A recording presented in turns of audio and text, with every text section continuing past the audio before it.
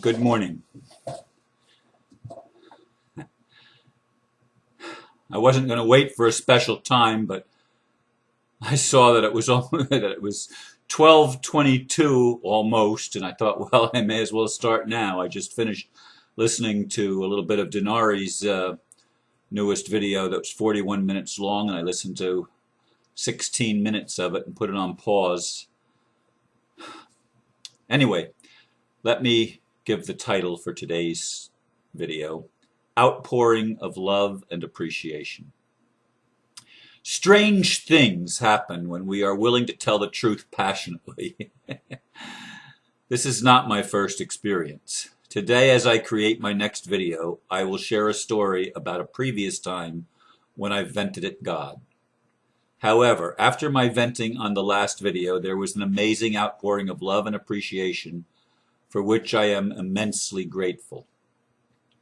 I probably spent 8 or more hours just reading all the emails and comments, many of which helped lift my spirits. And my computers worked just fine despite the warning. I'm starting this one early because frankly I cannot fall asleep.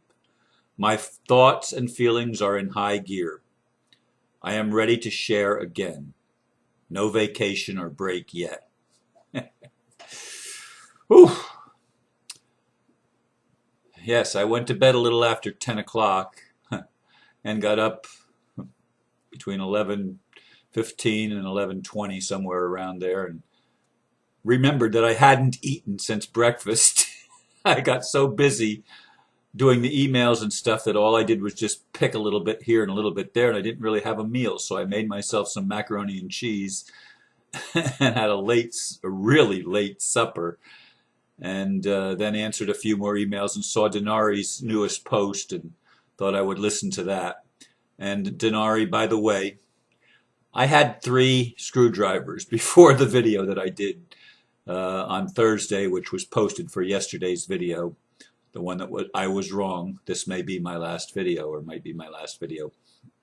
I did have 3 screwdrivers in a fairly short duration of time, and I was feeling it. Oftentimes when I go hear my son play or something like that, I might have 2 or 3 drinks, but it's spaced out over like 4 hours of time, and I don't even get a buzz.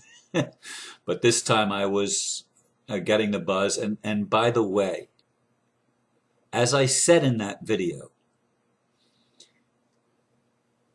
even in the midst of feeling all that rage and anger, there was a moment before I actually created the video that I felt peace. So these people that say you can't feel fear and love at the same time, you can't feel anger and peace at the same time, that's just not reality. Or let's put it this way, it's not my experience. All of my emotions are at my beck and call as I need them. They're all there. And I mean, I had the assurance even when I was going through all of the pain, and it was painful. It did hurt. But I had the assurance still that it's all going to work out. That's just the way it is. I can't stay in any emotion for very long anymore. It's like a roller coaster, and it's really quick loops up and down. Sometimes in the same day, I mean, I can feel so many emotions. And I'm not going to, I don't think I'm going to express any anger in this one, but it's amazing to me how many people respond when I do an angry video. I get way more views when I talk about anger than when I talk about love, and when I talk about something that's a deep spiritual lesson that I'm learning or something like that. When I'm expressing my discontent, the world is at my doorstep wanting to hear and feeling encouraged by my courage to tell the truth. Now, I'm telling the truth when I'm not angry. I'm telling my truth. I don't know that there is the truth. I don't know what the truth is. Truth is wherever we are, whatever we're feeling, what our thoughts are, what our experience is. That's always our truth. And that's the truth that we need to tell. I remember a time back in 2001. It was the summer of 2001. And I was invited to do a workshop in North Carolina. And I traveled up. It was in a town, Waynesboro or something like that, maybe 20 or 30 miles outside of Asheville to the west. And I did that workshop. And it was not an emotional healing workshop, but I mean, my buttons got pushed big time, and I expressed my rage at God for the same thing that was hurting here. It's about relationships. It's painful for me because I'm a Libra. Home and relationships are extremely meaningful and important to me. And I've spent much of my adult life alone, not in a relationship. And even the relationships I've had have not been fulfilling relationships, with some exceptions. But anyway, that was in 2001. I was going through a period of not being in a relationship, not connecting with a partner, and I was feeling really, really, really bad, and I let loose. And I think I've probably told this story on at least one other video. I don't know which one, but it seems to me I did. And I raged at God. And I was asked, after I settled down a little bit and went to my room to cool off, so what do you want? Peace? Or do you want to hang on to your anger? And I chose anger. And it was the right choice because it was the truth. I could have lied to God or whatever the spirit was that was asking the question, my higher self, whatever. I could have put on the happy face and say, oh, I want peace. But the truth of the matter is, I didn't want peace. It's not that I wanted anger, but I wanted my needs met.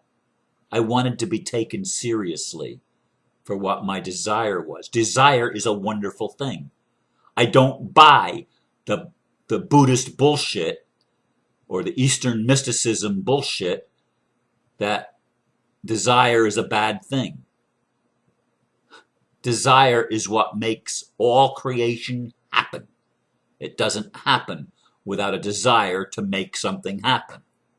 Nothing is created without desire. Nothing. It just doesn't work. And a lot of spirituality is bullshit. A lot of it. A lot of it is full of bullshit because it diminishes the human experience. And that's what we came here to have, the human experience. And the human experience involves drama. It involves the story. It involves emotions. It involves justice and injustice and a dance of contrast, a contrast of opposites, so that we can make honest choices. What do you want?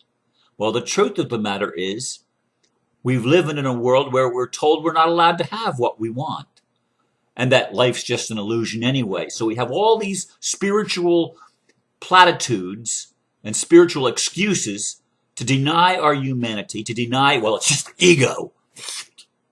Yes, of course. That's what we're here to develop, an ego. We're here to have a human experience, to experience all of these things and to learn how to create within the experience. And that means releasing and expressing. So anyway, back in 2001, I expressed loudly and I chose anger.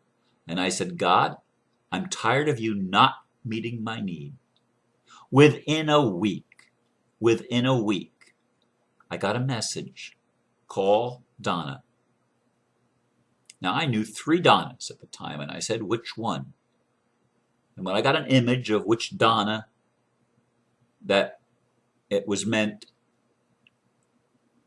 in this message, I thought, well, I went out with her once, and she she doesn't like me. She doesn't like where I work, was the specific thing.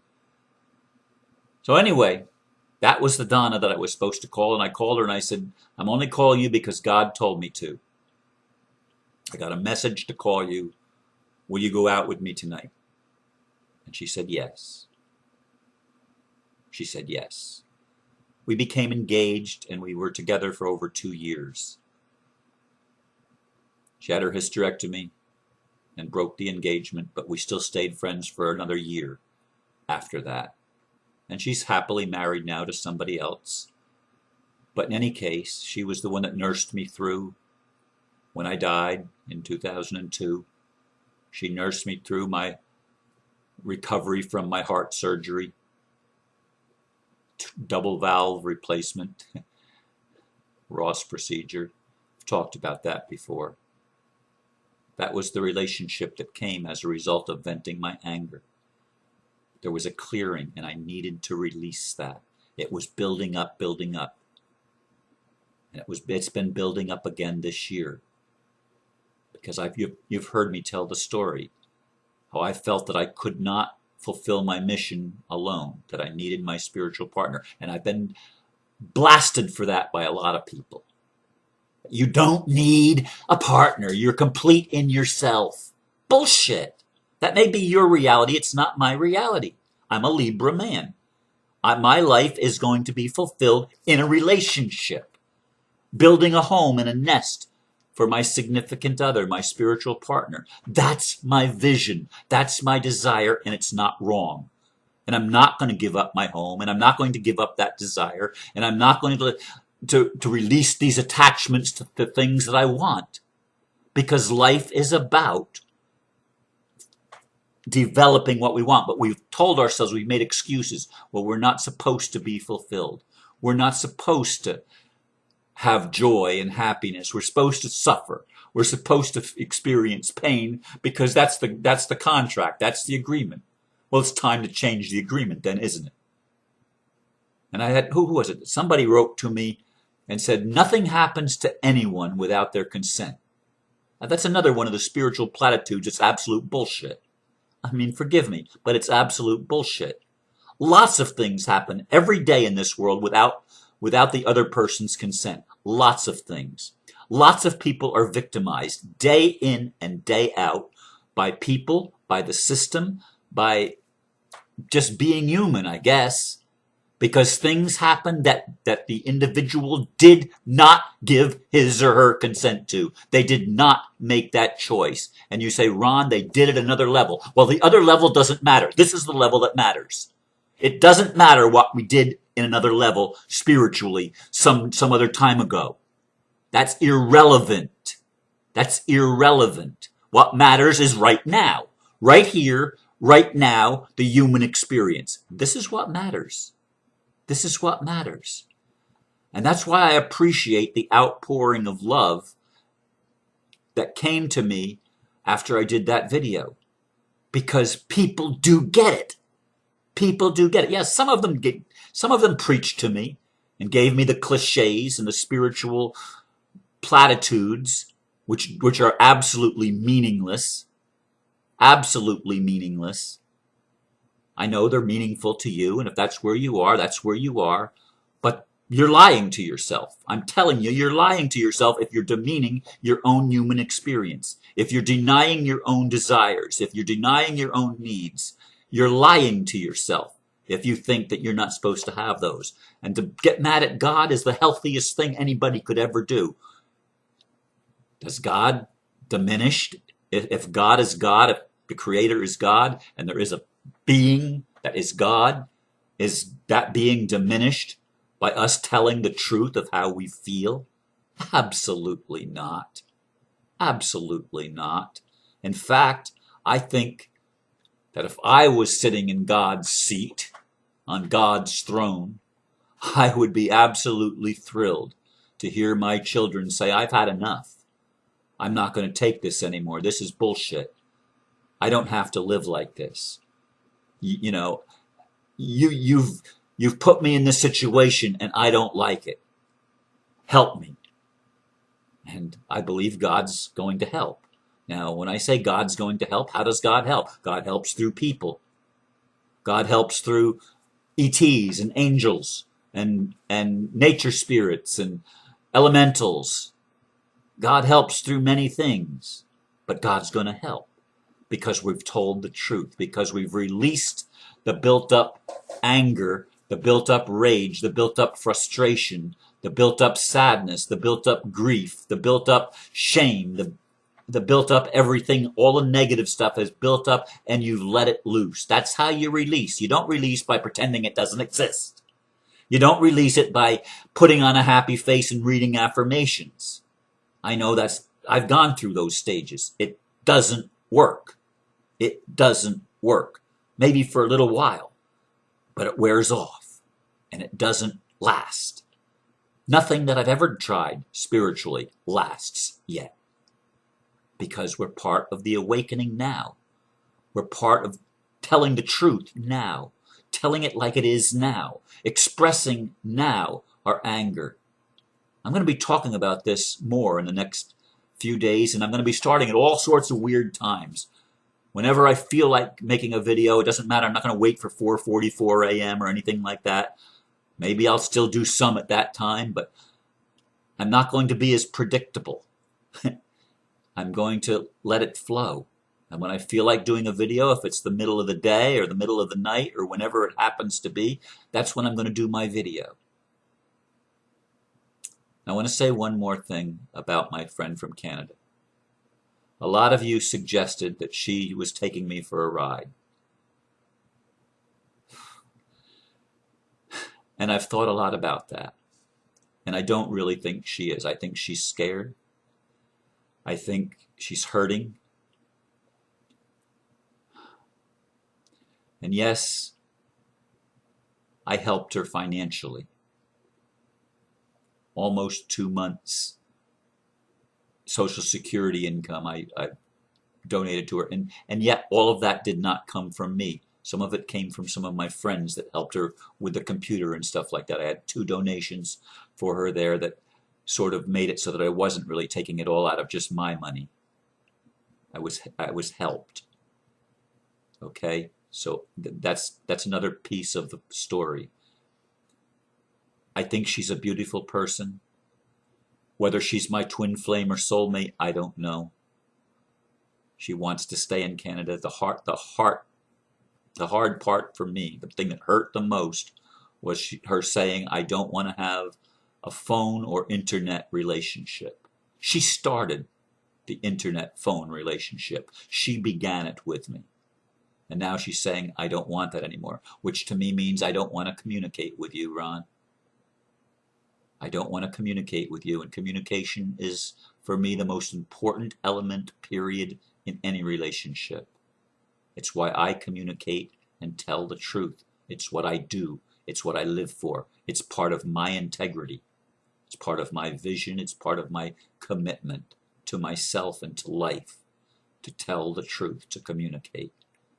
And when she cuts off communication, that hurts worse than anything. No pain for me is greater than the pain of someone that I want to be relating to on a very personal and intimate level, and they cut off the communication. That's the most painful thing for me to feel.